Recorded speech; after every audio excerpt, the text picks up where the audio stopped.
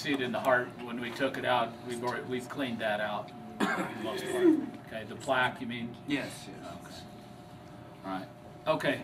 Now, if you'll hand me that, and don't stick yourself there, Corey. Okay. Now, we're going to go through those 31 muscles. Okay. This is that sheet that is here. Okay. Those are the 31 muscles that you have to know. And this is the same capital for the practical. Unless you're going to donate your body. Can I share that on? Okay. Yep. Okay. All right.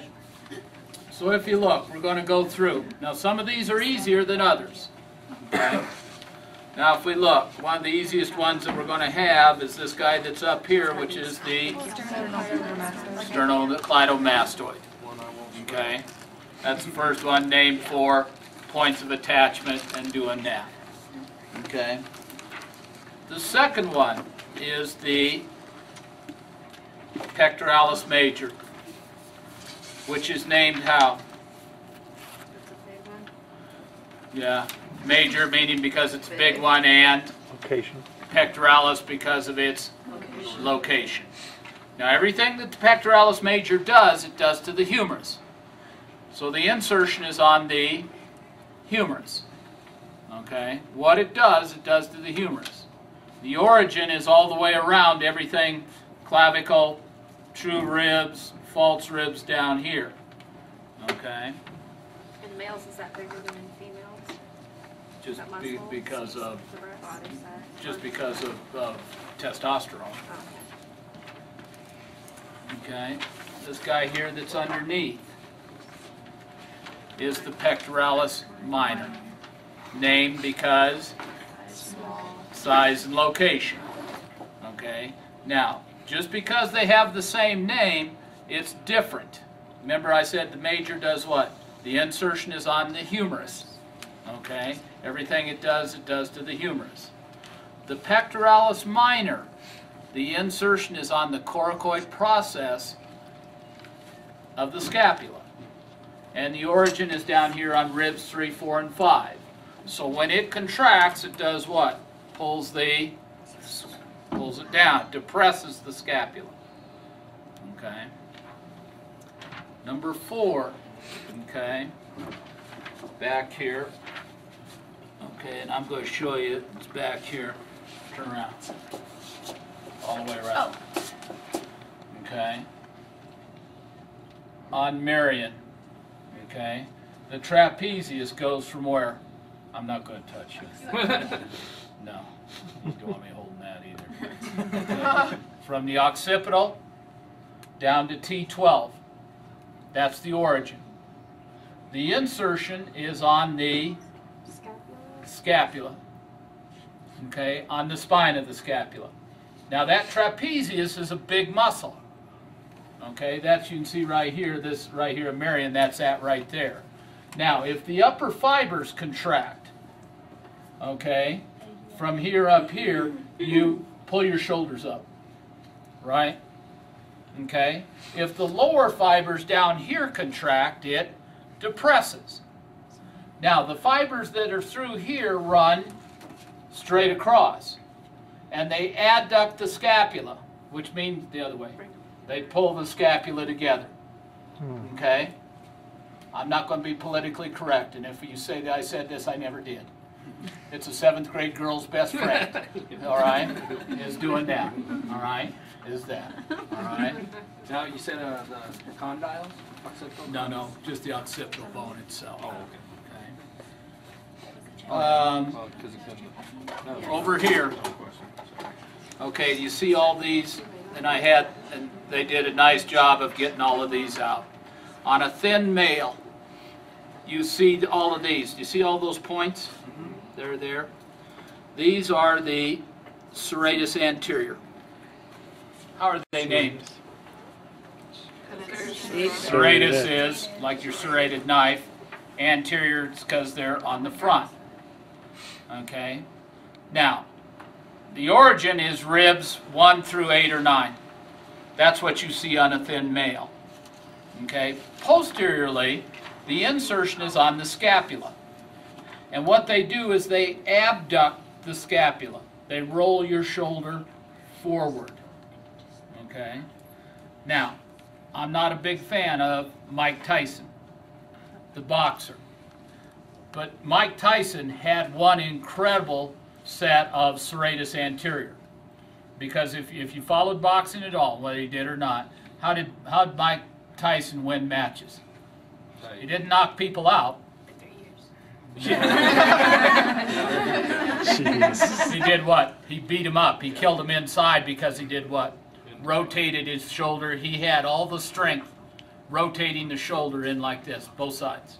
Okay. External intercostals. Okay, we're going to do this. 6 is external. Okay. Okay, external intercostals. How are they named? External and between the ribs. And they elevate the ribs. Okay? They do this. That's what they do. And they're lateral. Is that where you get costochondritis? Okay? Internal intercostals depress the ribs and are medial. Okay? Now if you look, okay, if we take, your ribs are like on pail handles. They're like this.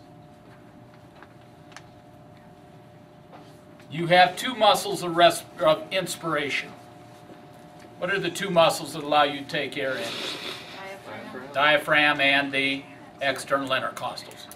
Because the diaphragm increases the vertical dimension, the external intercostals increase the horizontal dimension. And they elevate the ribs. So the external intercostals are like this. Okay?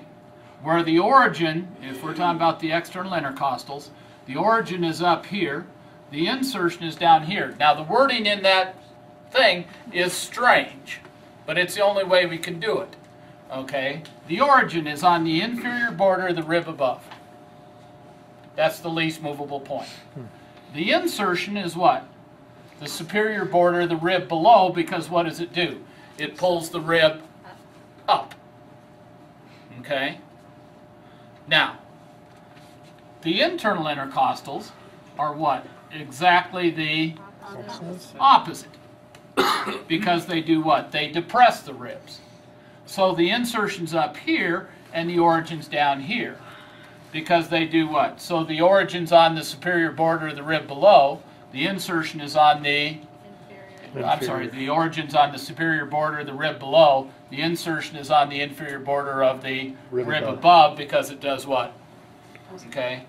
The internal intercostals are the ones that are used in forced expiration. Okay? When you have bronchitis, your chest aches because you're always doing what? Forcing air out. Those are the muscles that get sore. Okay, where are we at? Deltoid, and I'll move some of these over. Where's your deltoid? Shoulder. Okay. Once again, a big muscle. This guy up here, right? Okay. Where's the insertion? Clavicle and Insertion. Humerus. Insertion. Most movable point. Deltoid process. The deltoid tuberosity. What's the origin? Now, Wendy. Clavicle and spinal scapula up here. Because it does what? Once again, if it's the muscles that are straight across, it does what? Abducts this. It's a strong abductor. But if these anterior muscles contract, then it's a weak flexor or it's a weak extensor.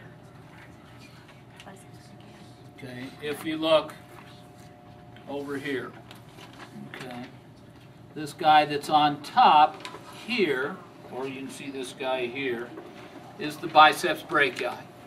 Okay, how's the biceps brachii named? Two attachments. Because it has Two attachments. two attachments. Okay, there's a short head and a long head. You can see both of those there. Now we've already talked about the biceps brachii. What's the biceps brachii do? It has two actions. Supination. Flexes and supinates the hand. What's the insertion? Extension and pronation. What's the insertion? Radial tuberosity. Radial tuberosity. Because it does what? It does this. As opposed to the Where we at? Oh, 10. Yeah. Okay. Over here, if we look on the back side of the arm, is the triceps. Triceps has how many origins? Three. What's the insertion of all three of the heads of the tricep? process. Yeah, what's it do? What's the triceps do? Extends. All it does is extend the elbow. So where's its insertion is on the Olecranon process. olecranon process. Okay, and do that. All right. Brachialis. Okay. Now we talked about this one as well, I think. This is the guy that's right there underneath the biceps, that guy right there.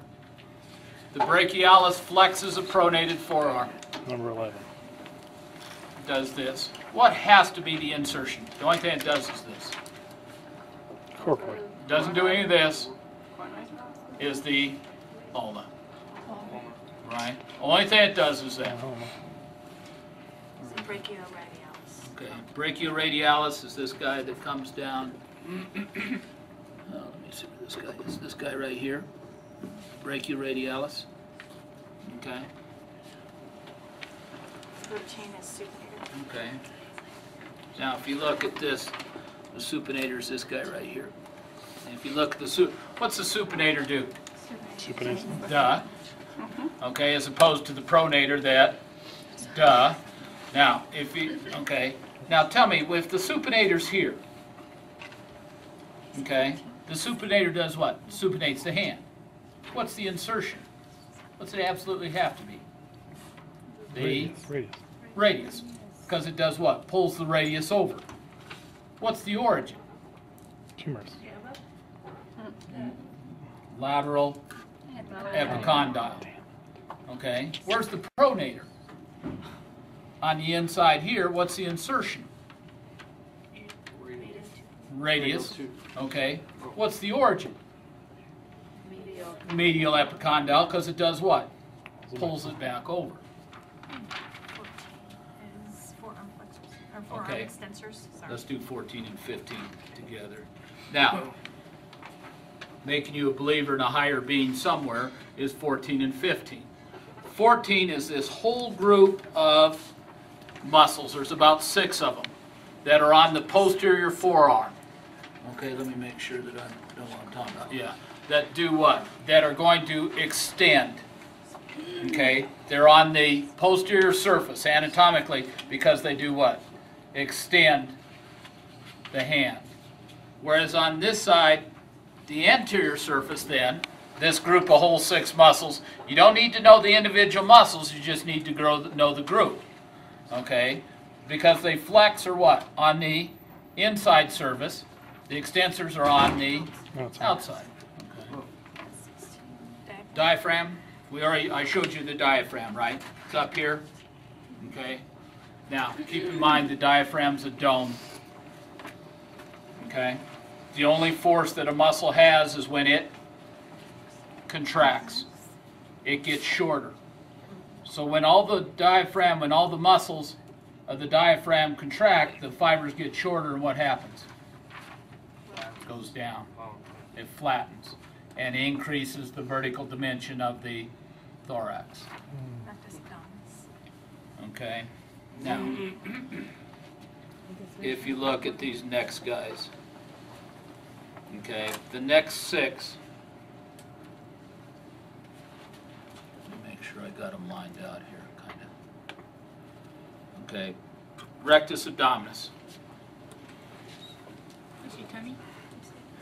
What do we call it?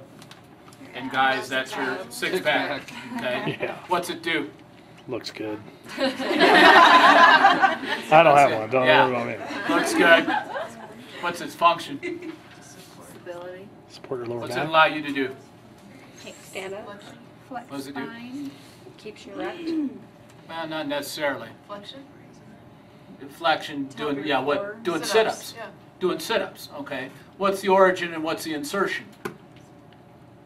Pubic crest. Well, think about this. I mean, you're doing sit-ups. What's moving and what's not?